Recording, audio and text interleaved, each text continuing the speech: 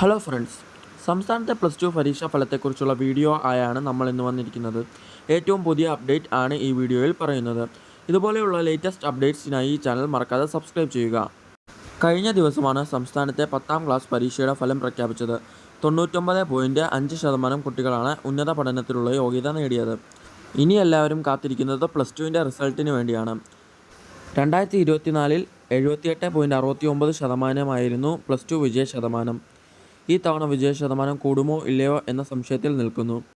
ഈ അവസരത്തിൽ ഈ വർഷത്തെ റിസൾട്ടിനെ കുറിച്ചുള്ള വിശദാംശങ്ങൾ പങ്കുവയ്ക്കാം.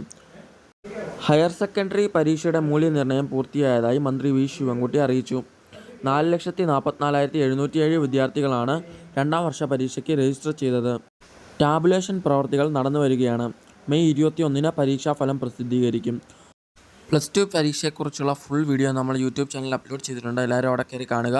ഇതുപോലെയുള്ള ലേറ്റസ്റ്റ് അപ്ഡേറ്റ്സിനായി ഈ ചാനൽ മറക്കാതെ സബ്സ്ക്രൈബ് ചെയ്യുക. അടുത്തൊരു കിടിലൻ വീഡിയോ ആയിട്ട് വീണ്ടും കാണാം.